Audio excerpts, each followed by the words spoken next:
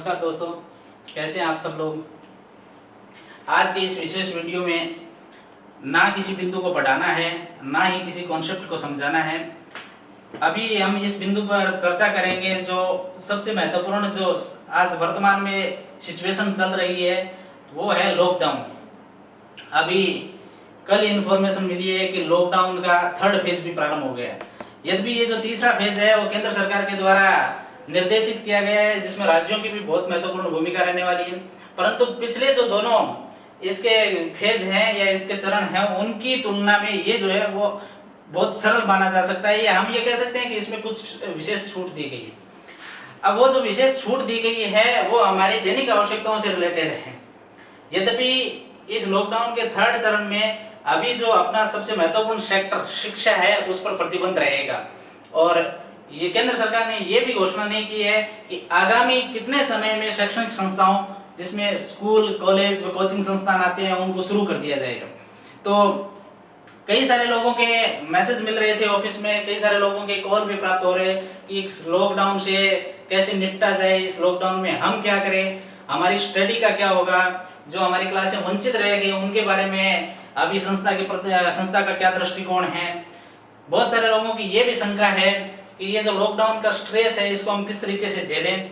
कई सारे लोग इस बारे में भी चिंतित हैं कॉम्पिटिटिव एग्जाम होंगे या नहीं होंगे, अगर होंगे तो कब होंगे, नया नोटिफिकेशन आएगा या नहीं आएगा, क्या जो नया नोटिफिकेशन आएगा उसमें अभी हाल ही के अंदर जो लोग अपनी ये हम कह सकते हैं कि योग्यताओं को जिन्होंने पूरा किया है उन लोगों का शामिल किया जाएगा या नहीं किया जाएगा।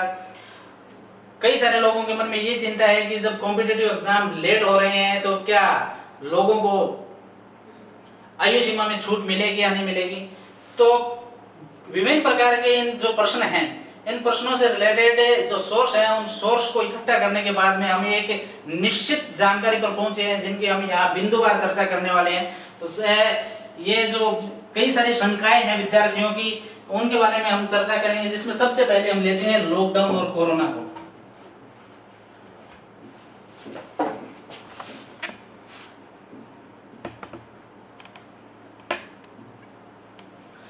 अब कोरोना एक वैश्विक महामारी है और इस वैश्विक महामारी का जब तक कोई वैक्सीन नहीं मिलती तब तक के लिए केवल मात्र एक ही इलाज है और वो है फिजिकल डिस्टेंसिंग, या शारीरिक रूप से हम क्या रहें, एक दूसरे से दूर रहें, एक दूसरे के संपर्क में ना आए।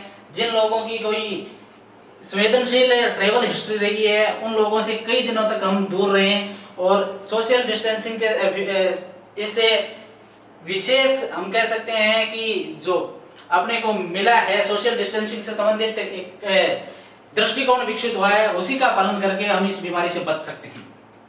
अगर हम भारत में देखें, और भारत तो क्या पूरा विश्व है, जो इटली स्वास्थ्य सुविधाओं में नंबर 2 पर था, संभल नहीं पा रहा है। अमेरिका में क्या हालात है, मृतकों का आंकड़ा 65,000 के करीब पहुंचने वाला है। पूरी दुनिया में कोरोना संक्रमित लोगों की संख्या है वो 30 लाख से पार जा चुकी है। इतना सब कुछ होने के बावजूद भी भारत में स्थिति नियंत्रण में है। अगर हम संक्रमितों की बात करें तो भारत में संख्या 37,000 के पास है, और मृतकों की संख्या 1 मई को जब तक स्वास्थ्य मंत्रालय की प्रेस कॉन्फ्रेंस हुई थी तब तक 1212 बताई जा रही थी। तो इतनी बड़ी पॉपुलेशन होने के बाद और इस तरीके से ये जो संक्रमण नियंत्रण में है, तो उस दृष्टिकोण से हम ये मान सकते हैं कि भारत में स्थिति कंट्रोल में है। लेकिन इसका मतलब ये नहीं है कि हम इन लॉकडाउन को पूर्णतः खत्म कर दें या कोरोना नामक महामारी को हम बहुत ही हल्के में ले लें, ऐसा इसका मतलब बिल्कुल भी नहीं है। जब तक इसकी वैक्सीन नहीं मिलती है तब तक के लिए हमें इसके नियमों या हम ये स्वास्थ्य मंत्रालय के द्वारा जो भी हमें दिशा निर्देश सुझाए जा रहे हैं उनका पालन करना ही होगा। लॉकडाउन इसका केवल एकमात्र इलाज है, और ये जो संक्रमण है जैसा कि पहले से स्पष्ट हो चुका है कि ये संक्रमण विशेष रूप से एक खान पान की जो चाइना के अंदर पद्धति चलती है चिनूक, उसके द्वारा विकसित हुआ है।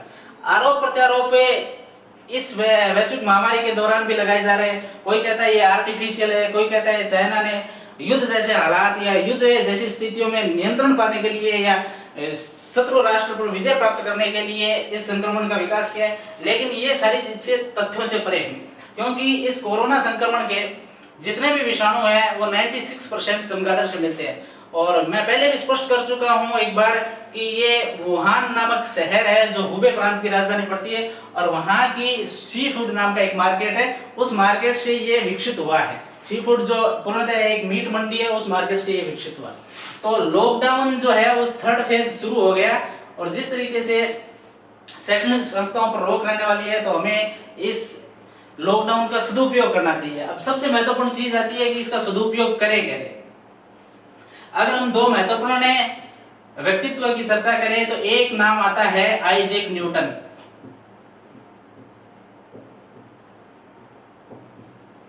लगभग 1665 ईस्वी की बात है, लंदन के अंदर एक प्लेग नाम की महामारी फैली। अब प्लेग नाम की महामारी फैली तो उस दौरान विज्ञान व प्रौद्योगिकी का इतना ज्यादा विकास था नहीं, तो केवल और केवल उन लोगों के लिए यही था कि लंदन को खाली कर दिया जाए। सुनने में यह आता है कि उस दौरान उस लंदन शहर की लगभग आधी जनसंख्या है वो प्लेग नामक महामारी से काल कवलित हो चुकी थी। आइजैक न्यूटन भी उसी युग के महत्वपूर्ण वैज्ञानिक थे, और उनके पास केवल एक ही ऑप्शन था कि वह लंदन को छोड़ दें। उन्होंने इस ऑप्शन का पालन किया और 1 वर्ष के लिए उन्होंने लंदन को त्याग दिया। अब 1 वर्ष तक उनके पास कोई काम नहीं था, केवल वो एक कमरे में बंद हो गए, और वहां उन्होंने बाहर की बजाय अपने अंदर सोचना शुरू कर दिया। अब उस दौरान उन्होंने 1 वर्ष के अंदर एक सिद्धांत दिया, और जिसे अर्ली कैलकुलेशन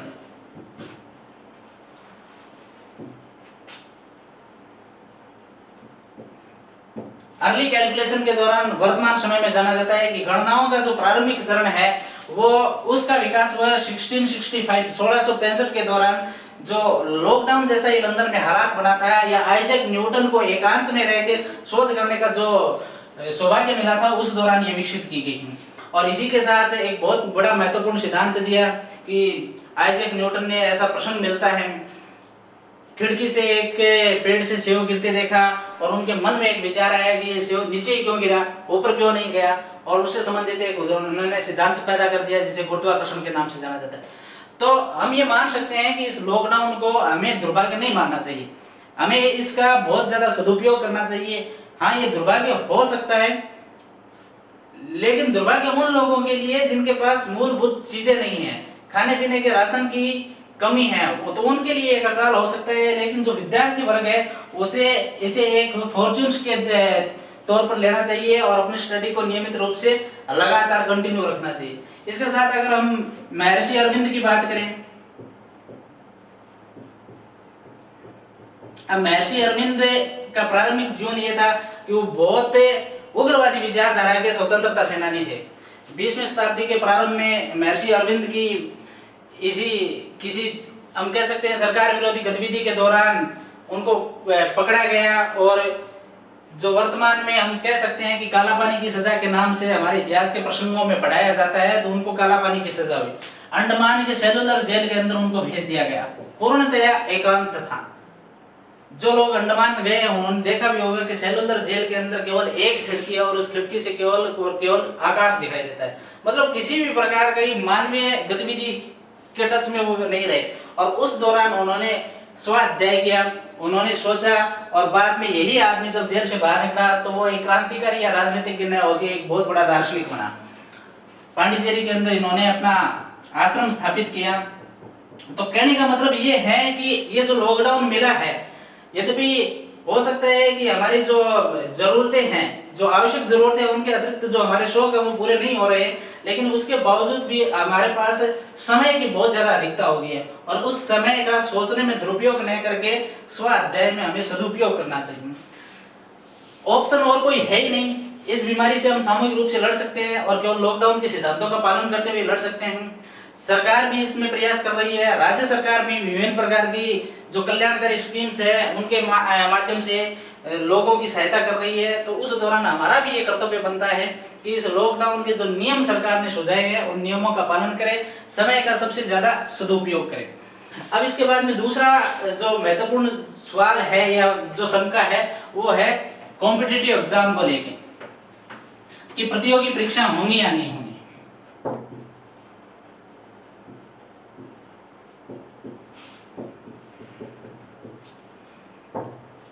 अब कॉम्पिटिटिव एग्जाम का मतलब सीधा सा है गैदरिंग, या हम ये कह सकते हैं भीड़, कॉम्पिटिटिव एग्जाम जब ऑर्गेनाइज किया जाएगा तो निश्चित तौर पर भीड़ पड़ेगी, चाहे वो सेंट्रल गवर्नमेंट से संबंधित किसी भी प्रकार का कॉम्पिटिटिव एग्जाम हो या फिर स्टेट गवर्नमेंट से संबंधित किसी भी प्रकार का कॉम्पिटिटिव एग्जाम हो।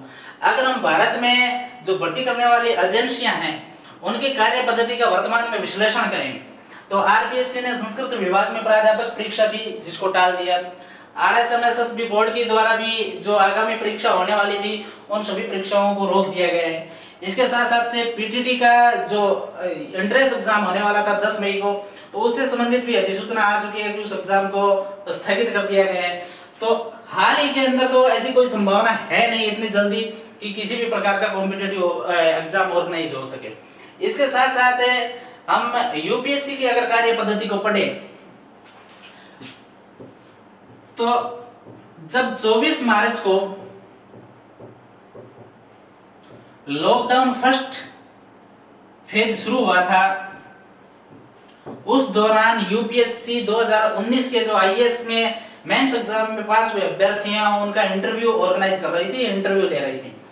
अब अगर हमें इंटरव्यू की कार्य पद्धति की चर्चा करें तो इसमें क्या होता है कि एक सामान्य 6 लोगों का इंटरव्यू बोर्ड होता है और 7वां जो इंटरव्यूअर होता है या प्रतिभागी होता है, कैंडिडेट होता है, वो होता है। तो एक कमरे में केवल 7 लोगों की उपस्थिति होती है।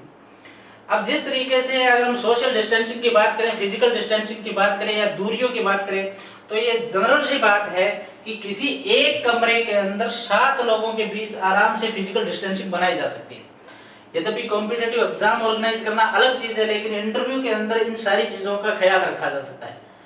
आप लोगों ने देखा होगा, कई बार टीवी पर भी देखा होगा, अखबार में भी ऐसी पिक्चर प्रिंट होके आती है कि जब केंद्र सरकार या राज्य सरकार कैबिनेट की बैठक लेती है या फिर अन्य किसी समस्या से संबंधित कोई डिसीजन लेने के लिए तो 2, 4, 5 महत्वपूर्ण लोगों की गैदरिंग होती है, तो बीच के अंदर बहुत सारा गैप बनाया जाता है और उसी स्वरूप में यूपीएससी के द्वारा इंटरव्यू आराम से ऑर्गेनाइज किए जा सकते थे। लेकिन उन्होंने लॉकडाउन की घोषणा होने से पहले ही इंटरव्यू को रोक दिया है। और इसके साथ साथ यूपीएससी के द्वारा 31 मई को 2020 आईएएस के लिए प्री एग्जाम होने वाला है।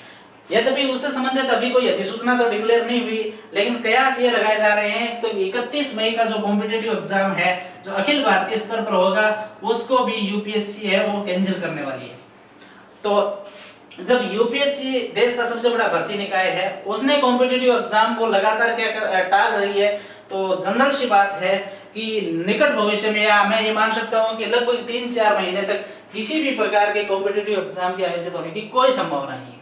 क्योंकि सीधी सी बात यह है कि मान लीजिए किसी भी प्रकार के कॉम्पिटिटिव एग्जाम के आयोजित करने से संबंधित डिक्लेरेशन क्लियर कर दी जाए और जाहिर सी बात है कि चाहे एग्जाम कैसा भी हो उसमें लगभग 4 से 5 लाख अभ्यर्थी होते हैं। अब आप ये सोच के देखिए कि जब 4 से 5 लाख अभ्यर्थियों की गैदरिंग होगी और उस दौरान उनके साथ पेरेंट्स है या जो ट्रांसपोर्ट का कैसा स्वरूप विकसित होगा, जनरल सी बात है कि उसमें भीड़ बढ़ने की पूरी संभावना है। और उस भीड़ में जैसे मान लीजिए एक हॉल के अंदर 30 स्टूडेंट एग्जाम दे रहे हैं, यद्यपि उनमें कोई भी व्यक्ति पॉजिटिव नहीं है, कोरोना से संक्रमित नहीं है, लेकिन अगर संक्रमित न होने के बावजूद भी उसने एक बार खांस दिया या छींक दिया तो एक बहुत बड़ा प्रश्न चिन्ह बन सकता है। या फिर ये नागालैंड का एक ऐसा व्यक्ति जो कोरोना पॉजिटिव है और उसका एग्जामिनेशन सेंटर दिल्ली है और वो दिल्ली एग्जाम देने के लिए आ गया, क्योंकि कोई भी जो भर्ती निकाय है वो किसी प्रकार के व्यक्ति को अगर वो योग्यता पूरी करता है तो भर्ती से टाल नहीं सकता या एग्जाम में बैठने की अनुमति उसे देनी पड़ेगी।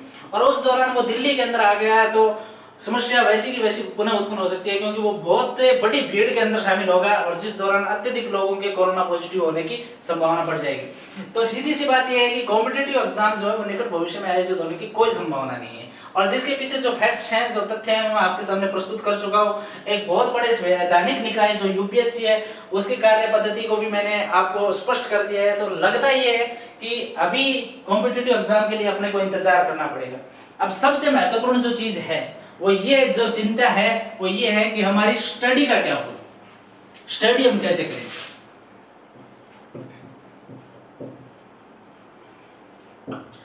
कई लोगों का प्रश्न ये भी है कि जो चैप्टर हमारे छूट गए हैं,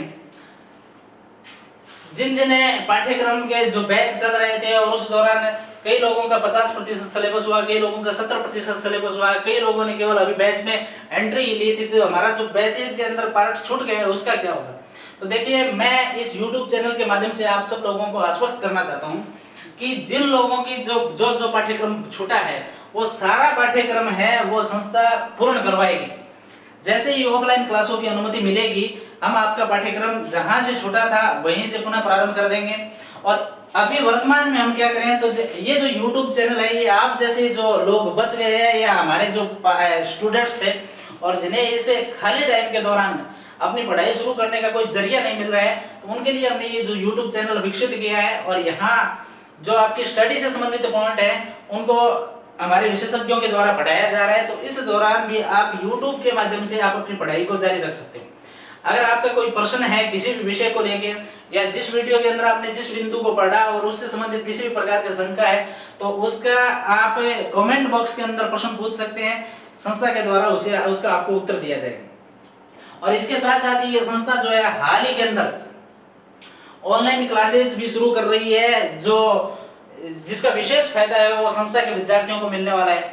जूम ऐप के माध्यम से हम इसे यात्रा को प्रारंभ करने वाले हैं। तो इससे संबंधित अतिशीघ्र ही आपको इंडिविजुअली सूचना दे दी जाएगी, जिसके माध्यम से आप लाइव क्लास भी पढ़ सकते हो।